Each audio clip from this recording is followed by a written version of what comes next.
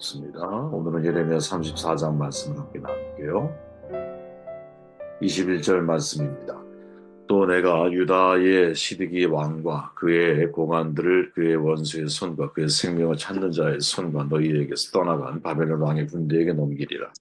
여호와의 말씀이니라. 보라 내가 그들에게 명령하여 이 성읍에 다시 오게 하리니 그들이 이 성을 쳐서 빼앗아 불사를 것이라. 내가 유다의 성읍들을 주민이 없어 처참한 황무지가 되게 하리라. 순종의 동기를 살펴야 됩니다. 라는 제목으로 말씀을 나눕니다.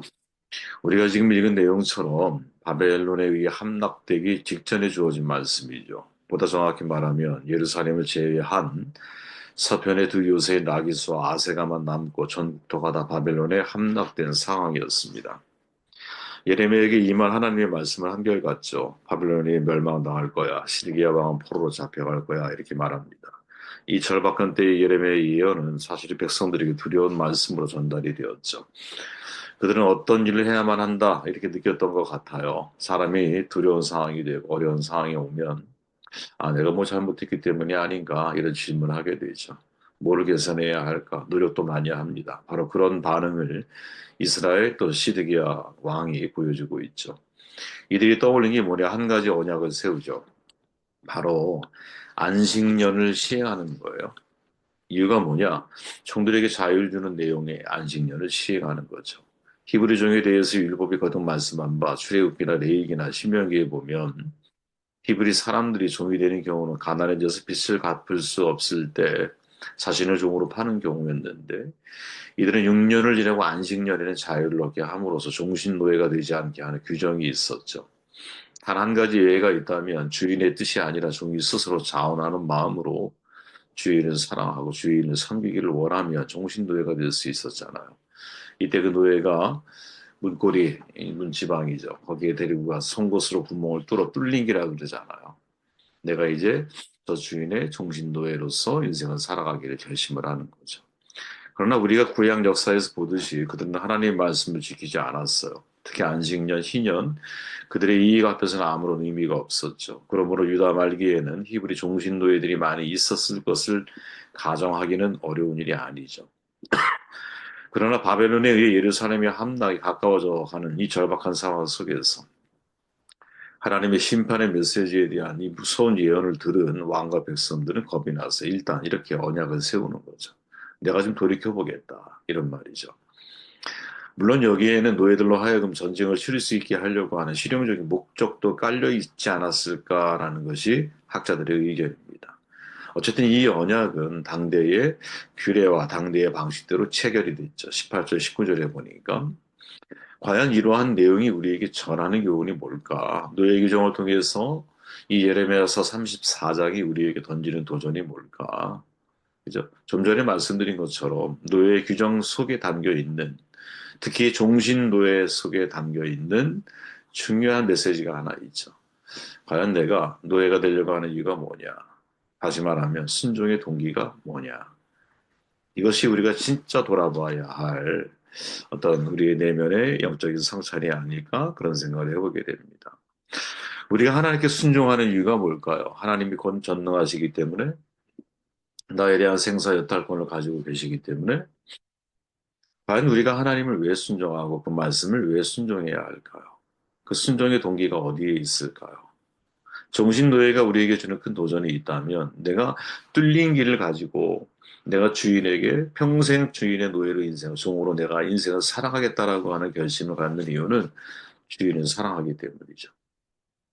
우리가 하나님의 말씀에 순종하는 이유가 하나님의 말씀이 두렵기 때문인지 두려움 때문에 마치 시드기야나 이스라엘 백성들처럼 지금의 현재 상황이 두렵기 때문에 어떻게든 이 두려운 상황을 모면하기 위해서 내가 하나님 말씀 마치 청종하는 것처럼 순종하는 모습을 보일 것이냐 아니면 내면에 진짜 내가 하나님을 사랑하는 마음을 가지고 내가 하나님의 말씀에 순종해 갈 것이냐.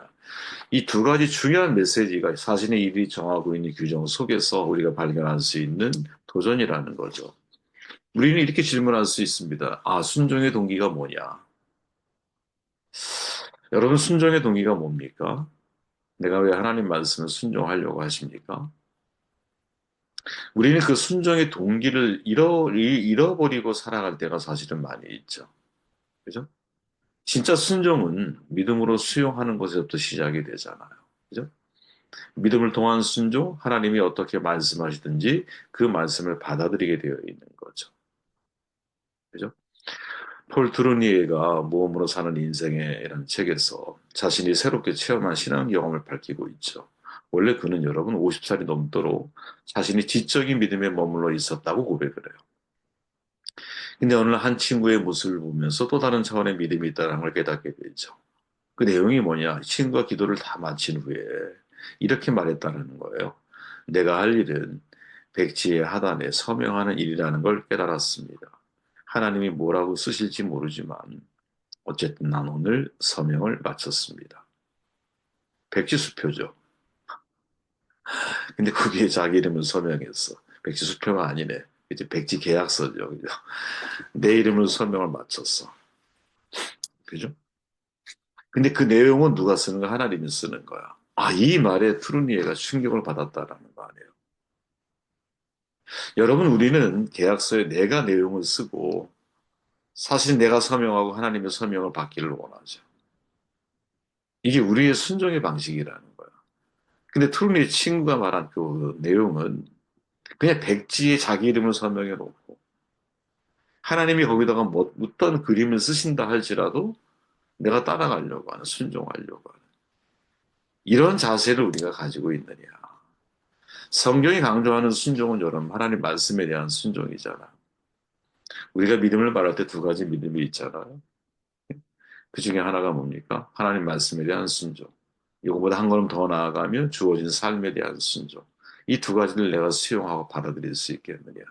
우리는 여러분 선택적으로 받아들인 경향이 있거든요. 그래, 말씀에 대한 순종은 이해를 해. 하지만 하나님이 내게 주신, 주어진 환경에 대한 이 순종, 받아들임이라고 하는 것은 우리가 잘하지 못할 수 있다라는 거예요. 이 두 가지가 다 병행되어져야 한다라는 거야. 트루니에가 말한 저 상황은 여러분, 사실은 주어진 환경에 대한 앞으로 벌어질 환경까지 포함한 하나님께 나의 전권을 맡긴 것, 내 인생의 방향성을 완전히 하나님께 맡긴 거죠. 그죠? 근데 이보다 더 근본적인 것은 주의 말씀에 대한 순종, 이 태도를 내가 가지고 있느냐. 전 메가다 목사님이 아주 자신의 삶을 돌아보면서 이렇게 말하잖아요. 순종은 어떤 영적 태도보다 중요하다. 순종하는 사람은 하나님께서 무엇을 시키든지 그대로 한다. 타협하지 않는다. 하나님이 말씀하시면 그것으로 끝이다. 더 이상 왈가왈부하지 않는다. 다윗이 그랬죠. 아들이 죽기 전에 죽어도 눈물을 흘리면서 기도를 해. 딱 죽었어. 깨끗하게 몸단장을 하는 거야. 왈가왈부하지 않는 거야. 타협하지 않는 거야. 그죠? 성경에 여러분 메시지가 명확하게 드러나 있어. 거기에 토를 달지 않는 거죠. 이유를 달지 않는 거야. 변명하지 않는 거야. 아, 그냥 이게 하나님의 뜻이구나. 근데 거기에 왜 이유를 달아? 여러분, 우리가 순종을 원하지 않으면 핑계를 찾아요. 근데 순종을 각오하면 핑계가 없어요. 그냥 하는 거야. 그냥 그 말씀에 순종해야 하는 거예요. 네. 이게 진짜 믿는 자의 반응이 아니겠느냐. 사람들은 여러분, 순종 혹은 복종 좋아하는 단어가 아니에요. 제가 누누이 말씀드렸죠. 성경에 순종하는 명령이 그렇게 많이 있지만, 이 말씀이 왜 사람들에게 받아들여지기 쉽지가 않으냐. 순종을 좋아하는 사람은 별로 없기 때문에.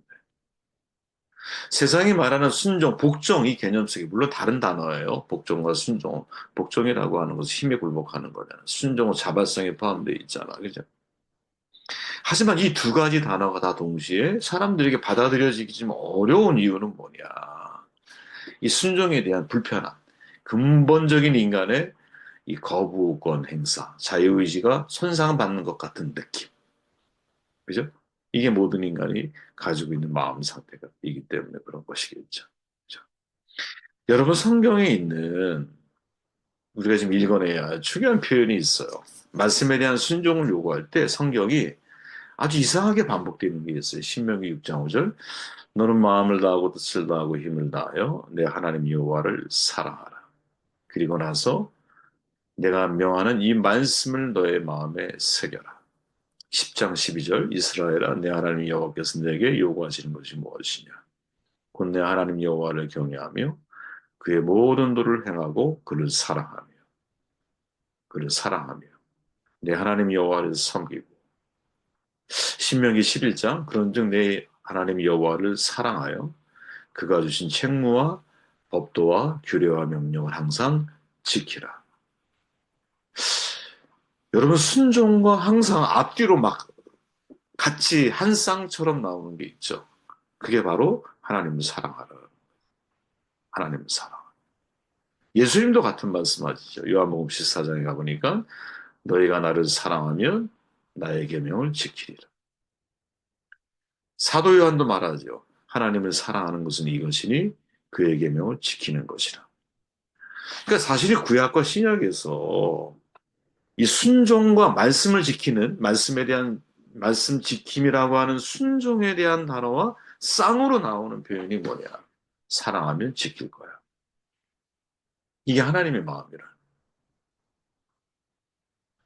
시드기야처럼 어떤 상황이 어려워지고 두려운 상황이 펼쳐져서 돌아보니 내가 하나님의 말씀을 어긴 것이 있기 때문이 아닌가? 그러면서 쇼를 하는 거죠. 예? 법을 하나 규정을 해.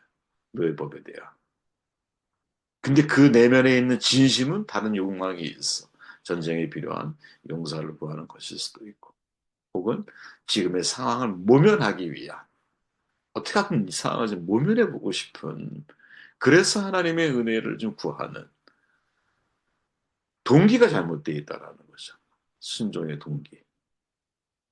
우리의 동기가 성경이 일관되게 말하는 게 있다면 모세도 마찬가지고 예수님도 역시 마찬가지셨고 사도 요한도 역시 마찬가지인데 한마디로 표현하면 나를 사랑하면 계명을 지킬 거야. 즉 하나님 말씀을 내가 순종하게 되는 동기를 하나님을 사랑하는 마음에서부터 시작해야 한다. 그럼 질문해야 되죠. 우리가 어떻게 하나님을 더 사랑할 수 있을까? 저는 우리가 하나님을 사랑하는 방법은 여러분 저절로 이루어지지 않는다고 생각을 해요. 성경이 말하고 있는 아가페 사랑은 우리가 보통 일반 사람들이 좋아하는 에로스 사랑하고는 다르잖아요. 감정에 이끌린 사랑을 넘어서잖아. 하나님이 우리를 사랑하시는 사랑은 그럼에도 불구하고 다시 말해 그 사랑에 아주 강력한 의지가 포함되어져 있잖아. 내가 너를 사랑하고야 말 거야. 이런 거죠.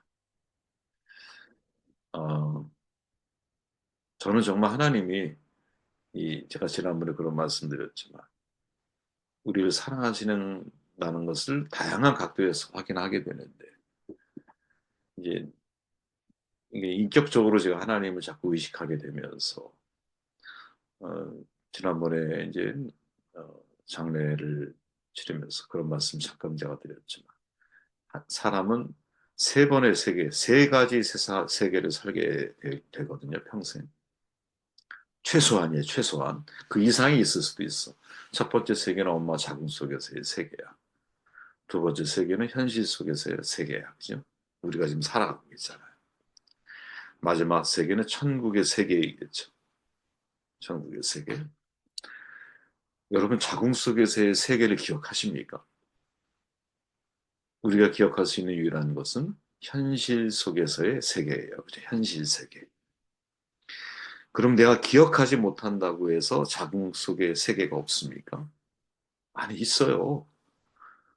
여러분들, 특히 우리의 여성들은 다 직접 경험해 봤잖아요.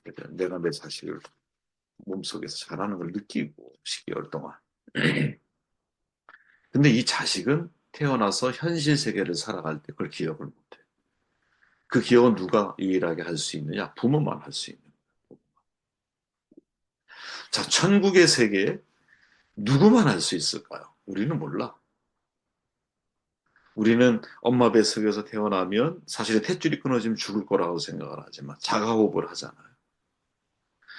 우리가 여기서 죽으면 끝이라고 생각을 하잖아. 천국 호흡을 하게 되지 않을까. 진짜 예수 성령에 의해서 인생을 살아가는 세계.